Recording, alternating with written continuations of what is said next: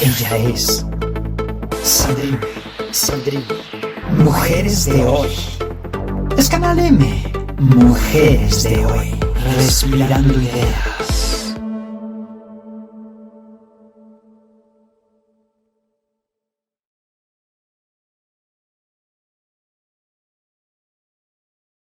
Hola, ¿qué tal? ¿Cómo están? Estamos en Mujeres de Hoy, aquí en YouTube.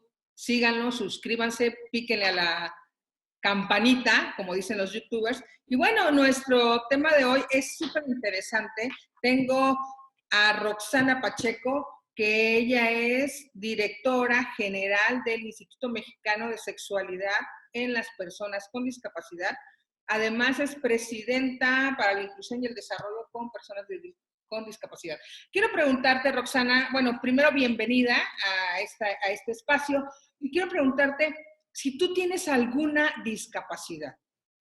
Buen día, muchas gracias. Sí, yo soy una persona con discapacidad desde hace 12 años, cuando quedé parapléjica a raíz de un accidente de trabajo. Tengo una lesión en la médula espinal y justo por eso empezó todo mi trabajo con el colectivo, ¿no? Y entonces, ¿cómo estás en ese tema y cuáles son los retos de la sexualidad para personas con discapacidad? Bueno, cuando yo me accidenté, me di cuenta de cómo había todos los cambios físicos que había tenido y cómo impactaban en la sexualidad. Te voy a decir, te dar un contexto para que veas los retos, ¿no? Para que la gente se pueda imaginar un poco, ¿no? Imagínate lo que es despertar un día y ver que no tienes control, bueno, y no tienes piernas o no tienes control de esfínteres, que tienes que usar una sonda, que tienes que usar pañales, ¿no? Imagínate cómo cambia la vida de una persona y cómo tiene que abordar de nuevo su sexualidad, la persona y la pareja, cómo le impacta también a la pareja el cambio en tu persona. ¿Pero amaneciste Eh, un día sin poder mover las piernas? no, bueno, yo tuve un accidente de trabajo. Yo esto te platicaba como en general de las personas con discapacidad, diferentes contextos. No, yo tengo lesión medular, a mí me cayó una barda en una construcción y me fracturó la columna. A raíz de eso tuve una lesión en la médula espinal y quedé parapléjica. Esto es, yo no tengo sensibilidad ni movimiento por debajo o sea, quedé en ese momento por debajo de los pechos. Hombros o... No, a la altura de los pezones hacia abajo, perdí toda sensibilidad, movimiento, control de esfínteres. Eh, y bueno, pues por supuesto, sin la posibilidad de volver a tener un orgasmo, ni mucho menos, ¿no?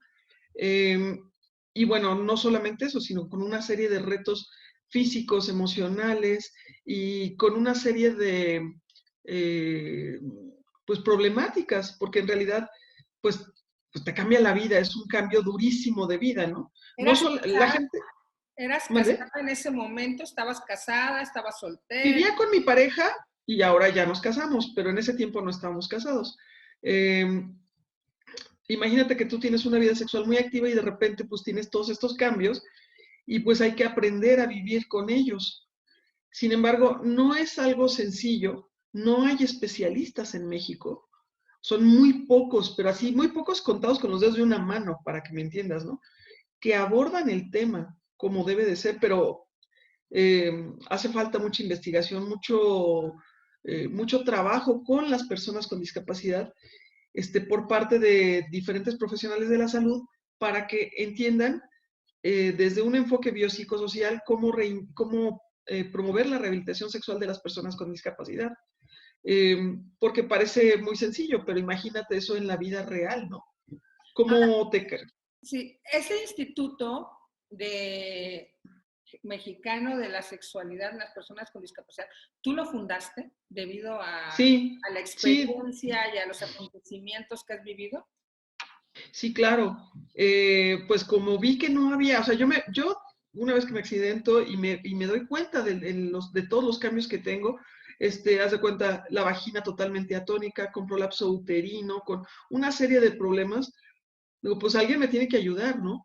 Y empiezo a buscar especialistas y no encuentro, ¿no? Y entonces el urólogo te manda con el ginecólogo con el psicólogo con el fisioterapeuta, o sea, todo el mundo se echa la bolita y no hay un especialista que integre todo y eh, que pueda decir, bueno, ok, vamos a trabajar. Los que se van digamos, por un lado están los médicos que se van a solo a la parte funcional, pero no ven a la sexualidad como parte de la salud de una persona, ¿no? Entonces te ven parcialmente un cachito de tu cuerpo cada uno, ¿no? Pero no hay uno que integre todo y que integre la parte corporal y la parte emocional. Y después, más allá, la parte de las parejas, ¿no? El impacto de la discapacidad es expansivo. No solamente una persona adquiere la discapacidad, la adquiere la familia, ¿no? Ahora, ¿crees tú, si hubieras sido soltera, que eso te hubiera pasado, que quizás no tuvieras pareja o no tiene nada que ver? Claro, todo tiene que ver.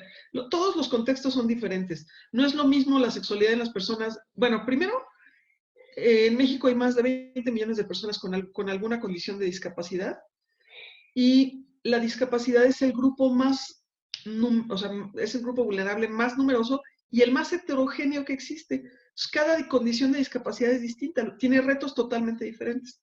Discapacidad intelectual, discapacidad psicosocial, auditiva, visual, todas son diferentes. Y en la discapacidad motriz aún hay grandes grupos, ¿no?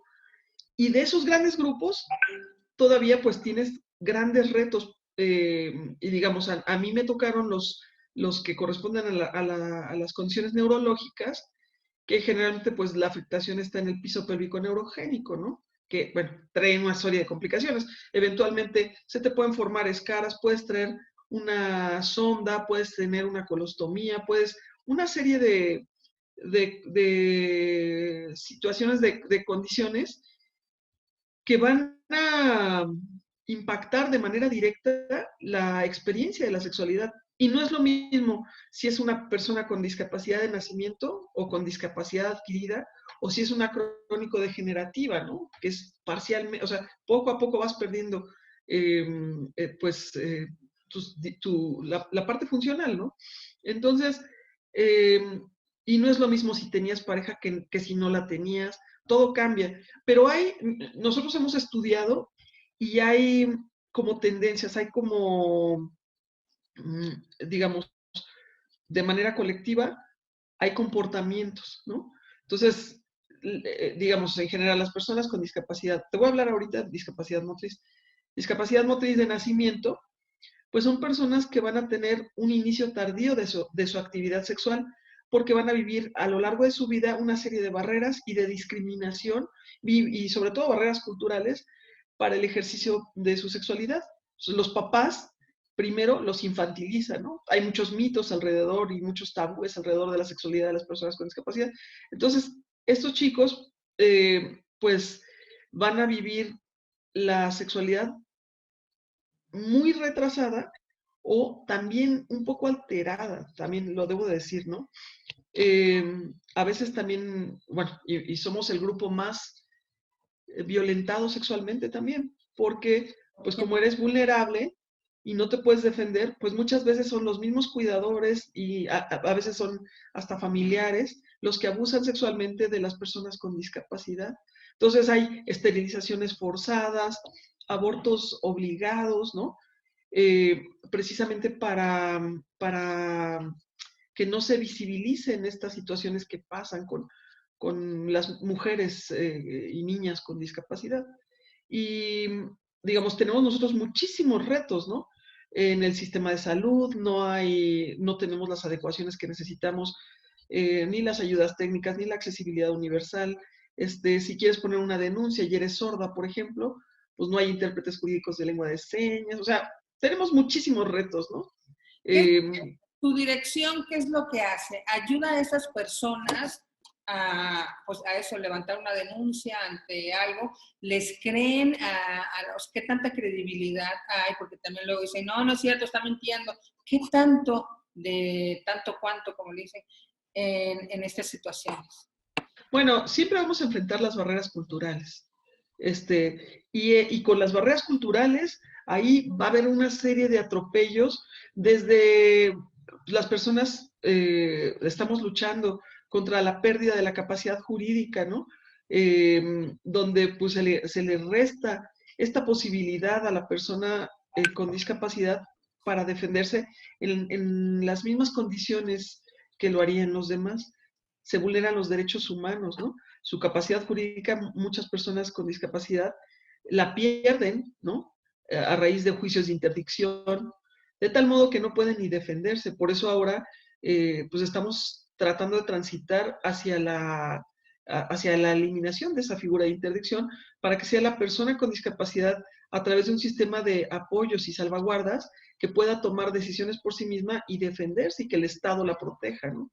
Entre otras muchas cosas, pero la verdad es que estamos en pañales en eso en México, ¿no? Nosotros no hacemos este acompañamiento jurídico, ahí los canalizamos con otra asociación que sí se dedica a eso, que son abogados.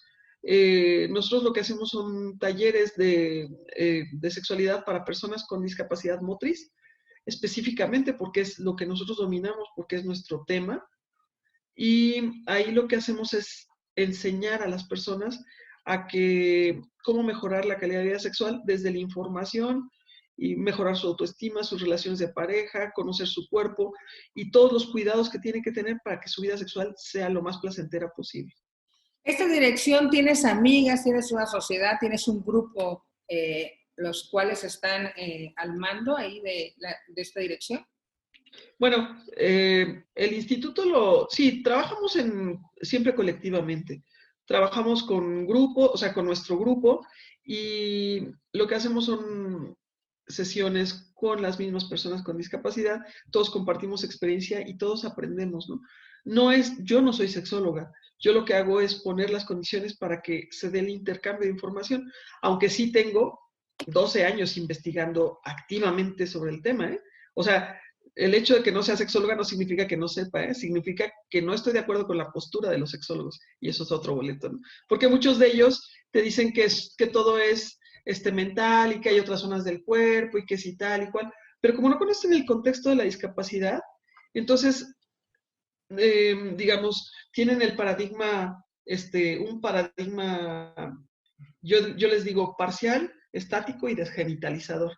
Parcial porque solamente ven la parte emocional, no ven la parte fisiológica. Estático porque no creen que pueda haber una mejoría en los genitales, no una rehabilitación sexual. Nadie promueve la rehabilitación sexual, o sea, desde los genitales, o sea, biopsicosocial. La parte fisiológica, así como te rehabilitan un brazo, una pierna, lo mismo te pueden rehabilitar los genitales, pero nadie se atreve. Entonces, nosotros conseguimos una persona de Argentina que ella, tratando de rehabilitar piso pélvico neurogénico para mejorar la micción y la función eréctil, bueno, la micción y la defecación en los niños con mielomeningocele, también en pacientes con esta condición, ella observó que los chicos que tenían lesión medular y disfunción eréctil y disfunción eyaculatoria mejoraban en ese punto, ¿no?